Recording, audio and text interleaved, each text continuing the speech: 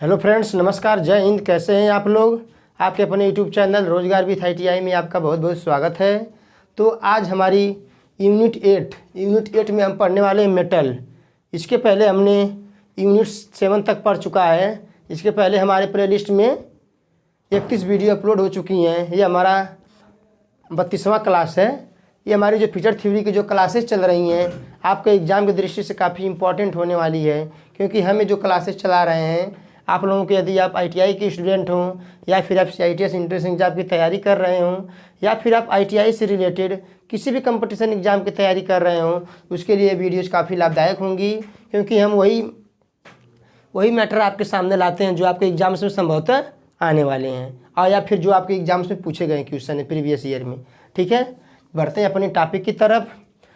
तो हम डेली आप लोगों को बताते हैं कि सबसे पहले आप लोग क्या किया करिए, कापी और पेन लेकर बैठा करिए, ताकि हम यहाँ में जो भी इंपॉर्टेंट हो आप लोग क्या कर सकें, नोट करवा सकें। इसका एक बार आप लोग स्क्रीनशॉट भी ले सकते हैं, ताकि आप लोग इसको देख सकते हैं बाद में। जो हमारा मेटल चैप्टर है, इससे हर एग्जाम्स में 2-4 क्वेश्चन आते हैं, क्योंकि ये काफ़ी इंपॉर्टेंट चैप्टर है। हमारे फ्यूचर ट्रेड में काफ़ी इंपॉर्टेंट ये चैप्टर है। तो इसके बारे में हम लोग जान लेते हैं। पहला क्या हमारा है, मेटल। तो मेटल क्या होता है, मेटल धातु, इसके बारे में आप लोग जानते ही होंगे। तो मेटल जो होता है हमारा किस रूप में मिलता है, खनिज के रूप में मिलता है। मेटल क्या कहता है, खनिज के रूप में मिलता है, जो क्या करते हैं हम लोग खदानों से निकाल कर, इसे खदानों से निकालते हैं जब यह, तो यह कैसा होता है, कच्चा रूप में होता है। यानी कच्चा रूप में जब होता है यह, इसको हम लोग साफ़ करते हैं। इसमें साफ़ करने की कई विधियाँ हैं। ठीक है, साफ़ करने के बाद हम लोग क्या प्राप्त करते हैं, अपना मेटल प्राप्त करते हैं। ठीक है, तो आते हैं मेटल में। आज हम सिर्फ इतना पढ़ने वाले हैं, मेटल की जो प्रॉपर्टीज़ होती हैं। मेटल की प्रॉपर्टीज़ में आज की क्लास तो काफ़ी इंपॉर्टेंट होने वाली, क्योंकि हर एग्जाम्स में इसी क्लास से आप लोगों को 2-3 क्वेश्चन देखने को मिल जाएंगे।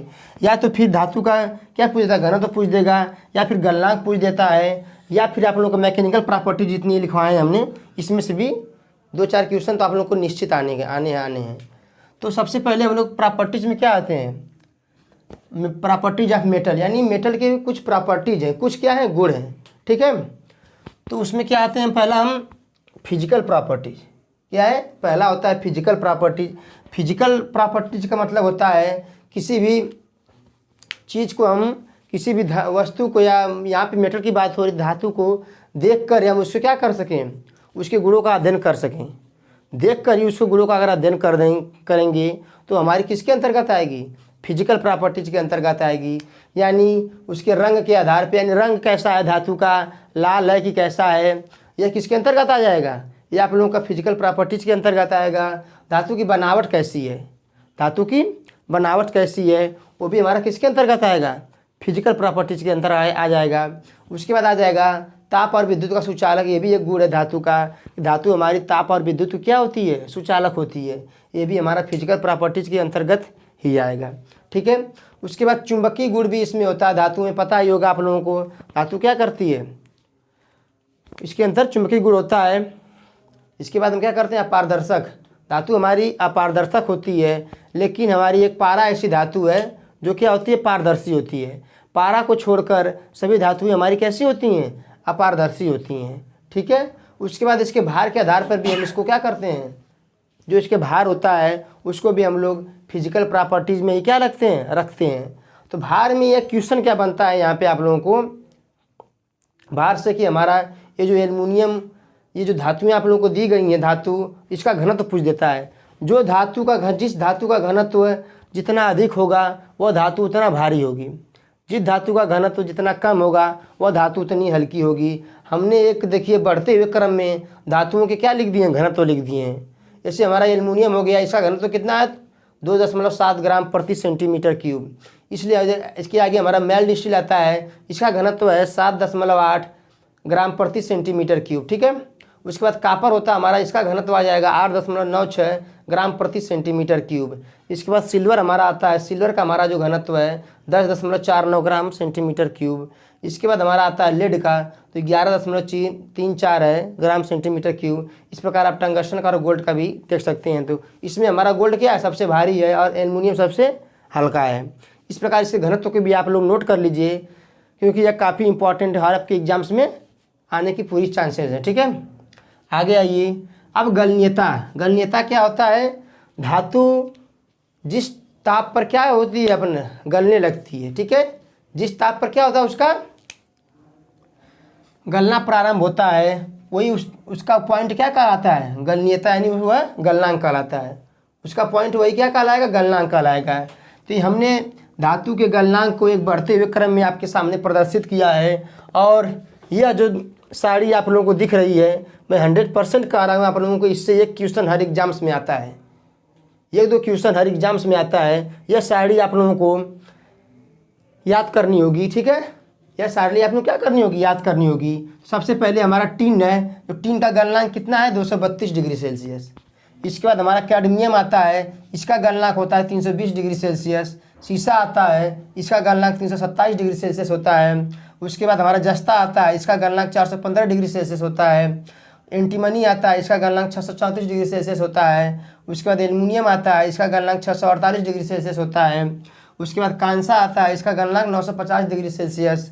उसके बाद सिल्वर हमारा है 963 डिग्री सेल्सियस आ जाएगा। उसके बाद पीतल जो होता है हमारा, इसका गलनांक 880 डिग्री सेल्सियस से 930 डिग्री सेल्सियस हो जाएगा। इसके बाद हमारा जो गोल्ड होता है, इसका गलनांक 1064 डिग्री सेल्सियस है। जो तांबा होता है देखिए, इसका गलनांक हमारा 1083 डिग्री सेल्सियस है।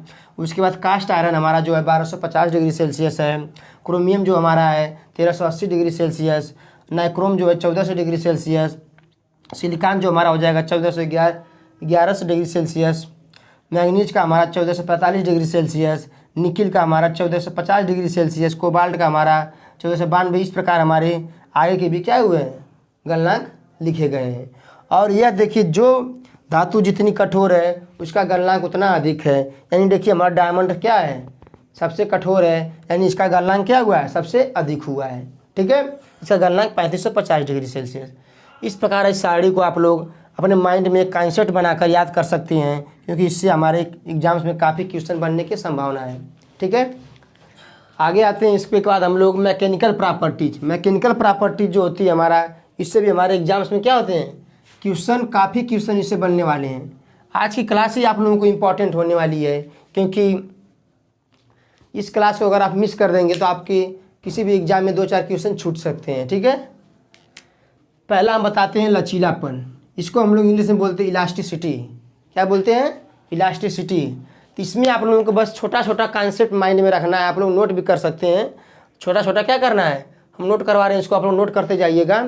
तो हमारा पहला क्या आता है? इलास्टिसिटी। इलास्टिसिटी मतलब होता है जब किसी धातु पर हम बाह्य बल लगाते हैं या वस्तु पर क्या लगाते हैं, जब किसी धातु या वस्तु पर बाह्य बल लगाते हैं तो उसमें उसके आकार में क्या हो जाएगा? परिवर्तन हो जाएगा। क्या हो जाएगा? परिवर्तन हो जाएगा। और जब हम बल हटा देंगे तो वह अपने पुनः अवस्था में आ जाएगी। वह क्या आ जाएगी? अपने पुनः अवस्था में आ जाएगी। इसी को हम लोग क्या बोलेंगे? इलास्टिसिटी बोलेंगे। जैसे हमारी स्प्रिंग होती है, उस पर बल लगाते हैं तो वो फैल जाती है, फिर बल हटाते ही वो अपनी अवस्था में आ जाती है। इसको आप लोग नोट कर लीजिए। आगे आइए, प्लास्टिसिटी। अब प्लास्टिसिटी जो होता है, इसको बता दें हम लोग, जब किसी धातु पर या वस्तु पर हम बल लगाते हैं, क्या करते हैं? जब किसी वस्तु पर हम बल लगाते हैं तो हमारा क्या होता है? उसमें परिवर्तन आ जाता है। क्या? वस्तु में परिवर्तन आ जाएगा। लेकिन जब बल हटा देंगे तो वह पुनः अपनी अवस्था में नहीं आएगी। क्या? पुनः अपनी अवस्था में नहीं आ पाएगी। इसी को हम लोग क्या बोलेंगे? प्लास्टिसिटी। यानी हमने बल लगाया और वह उसका पूरा क्या हो गया? उसके आकार में परिवर्तन हो गया, लेकिन बल हटाने पर वह अपनी अवस्था में नहीं आई, उसी आकार में वह क्या हो गई? विस्थापित हो गई। तो इसका मतलब क्या हुआ? यह प्लास्टिसिटी के अंतर्गत आएगा। ठीक है, इसको भी आप लोग नोट कर लीजिए। टेनासिटी क्या होता है? खिंचाव। टेनासिटी मतलब खिंचाव।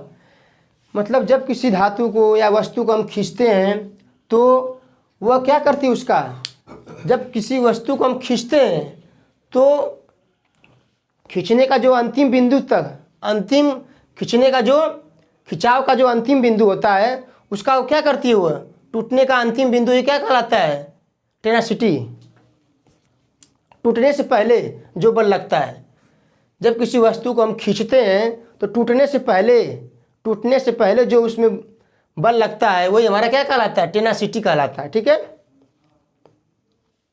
यह टूटने का क्या करेगी? विरोध करेगी। ठीक है, कठोरता क्या होता है? धातु अपने कटने घिसने का क्या करती है, विरोध करती है। जब कोई धातु कठोर है तो वो क्या करती होगी, कटने का घिसने का क्या करेगी, विरोध करेगी। इसके बाद हमारा आता है चिम्मरता। चिम्मरता होता है जब हम धातु को क्या करते हैं, जब किसी वस्तु को या धातु को, कुछ भी कर सकते हैं हम लोग, उसको जब हम लोग क्या करते हैं, मोड़ते हैं, क्या करते हैं, मोड़ते हैं, उसको विभिन्न आकार देते हैं, तो वो क्या करती है, वह टूटती नहीं है। ये चिम्मड़ होगी, टफनेस होगी तो क्या होगी, वो धातु टूटेगी नहीं। किसी धातु को मरोड़ने पर वो क्या होती है, टूटती नहीं है, तो हमारा चिम्मड़ता के अंतर्गत आ जाएगा। ठीक है। इसके बाद हमारा तन्यता होता है, डक्टिलिटी। इसका मतलब होता है किसी धातु को हम क्या कर सकते हैं, तार के रूप में क्या कर सकते हैं, फैला सकते हैं। जैसे हमारा होता है सोना, सबसे अधिक क्या होता है, डक्टाइल होता है। लिख सकते हैं आप लोग, सोना क्या होता है, सबसे अधिक डक्टाइल होता है। इसको हम लोग क्या कर सकते हैं, तार के रूप में फैला सकते हैं। ठीक है। मेलिबिलिटी को आघातवर्धनीयता भी बोलते हैं। इसके द्वारा क्या होता है, जब धातु को हम लोग चोट मारते हैं तो वह फैलती है। धातु का वह गुण जिसमें हम लोग चोट मारने पर वह क्या हो, फैले, उसको हम लोग क्या बोलेंगे, मेलिबिलिटी। ठीक है। आगे आते हैं भंगुरता। बस इसमें आप लोग छोटा छोटा जो कॉन्सेप्ट, बस उसको आप लोग नोट करिए, इसमें ज़्यादा कुछ नहीं करने की ज़रूरत है। भंगुरता होता है जब हम धातु पे चोट मारते हैं तो वह टुकड़ों टुकड़ों में क्या होती है, विभक्त हो जाती है। जब किसी वस्तु पर अचानक चोट लगता है तब वो टुकड़े टुकड़े में विभक्त हो जाती है, वो हमारा भंगुरता के अंतर्गत आएगा। ठीक है। इसके बाद हमारा आता है मशीनेबिलिटी। मशीनेबिलिटी का मतलब, मशीनेबिलिटी का गुण जिस धातु में होगा उस पर हम लोग मशीनिंग क्रिया कर सकते हैं। जिसमें मशीनेबिलिटी का गुण होगा उसमें हम लोग क्या कर सकते हैं, मशीनिंग क्रिया कर सकते हैं। इसके बाद हमारा लास्ट एक आता है 10वां नंबर, क्रीप। क्रीप का मतलब होता है जब किसी वस्तु पर लगातार बल लग रहा हो, क्या लग रहा हो, लगातार बल लग रहा हो, एक समय आएगा कि वह क्या हो जाएगी, टूट जाएगी। जैसे हमारा पंखा जो फैन होता है, ऊपर छत वाला फैन, वो लटका रहता है, उस पर लगातार बल लगता रहता है, एक समय क्या आता है, एक समय ऐसा आता है कि वो क्या होता है, टूट जाता है। उसके जो नट बोल्ट जो होते हैं वो क्या होते हैं, टूट जाते हैं। उसी को यहाँ पे बात कही गई क्रीप की, यानी जिस पे लगातार बल लग रहा हो और उसमें क्या आ जाए, एक समय ऐसा आएगा उसमें परिवर्तन आ जाएगा, उसी को हम लोग क्या बोलेंगे, क्रीप बोलेंगे। उसके बाद फटिग रेजिस्टेंस। फटिग रेजिस्टेंस का मतलब यहाँ पे लिखे हैं विपरीत लोड बार बार। इसमें भी जो हमारा लोड लगेगा बार बार, क्या विपरीत लोड लगेगा। जैसे साफ्ट और पुल्ली जो होती है हमारी, जब चलती है तो बार बार क्या होता है, उसमें विपरीत लोड लगता है।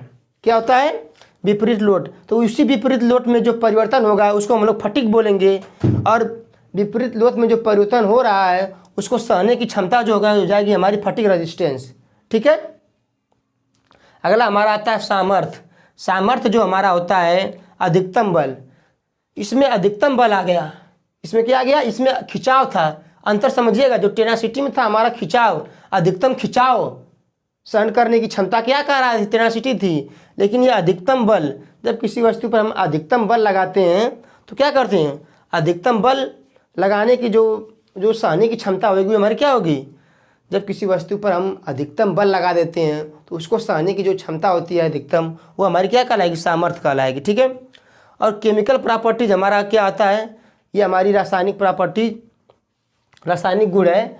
यह आप लोगों को जानने की ज़रूरत नहीं है, हमके बस सिलेबस में यही मैकेनिकल प्रॉपर्टी दिया गया है, गलनांक धातुओं का और फिजिकल प्रॉपर्टी दिया गया है। दो चीज़ आप लोगों को जानना है। यह जो हमारा केमिकल प्रॉपर्टीज होती है, जैसे हमारी जो लोहा जंग, जो लोहे में जो जंग लग जाता है वो हमारे रासायनिक गुणों के कारण ही होता है। ठीक है। ये हमारा क्या है, केमिकल प्रॉपर्टीज में आ जाएगा। ठीक है। जैसे हमारे आग लग रही है, आग लगाने के लिए क्या होता है, केमिकल प्रॉपर्टीज के द्वारा ही आग लगती है हमारी। ठीक है। तो इस प्रकार हमने क्या पढ़ा आज, जितने इम्पॉर्टेंट था आप लोगों को हमने पहले ही बताया कि आप लोग इसका स्क्रीनशॉट भी ले सकते हैं। और ये टॉपिक आप लोगों को काफ़ी इम्पॉर्टेंट थी। हमने यूनिट 8 स्टार्ट किया है, इसके पहले 7 क्लास हमने अपलोड कर रखा है अपने चैनल के प्लेलिस्ट में, उसको भी आप लोग एक बार देख सकते हैं और हमारे साथ जुड़कर अपनी फिटर थ्योरी की तैयारी कर सकते हैं, जिससे आप लोगों के आने वाले एग्जाम्स में काफ़ी लाभदायक होगा। अगर आप लोगों को क्लास अच्छी लगती है तो दोस्तों को शेयर करिए, चैनल को सब्सक्राइब करिए, वीडियो को शेयर करिए, जिससे वो लोग भी देख सकें। तो इस प्रकार अपने वीडियो को समाप्त करते हैं, मिलते हैं अपने अगले वीडियो में। तब तक के लिए जय हिंद।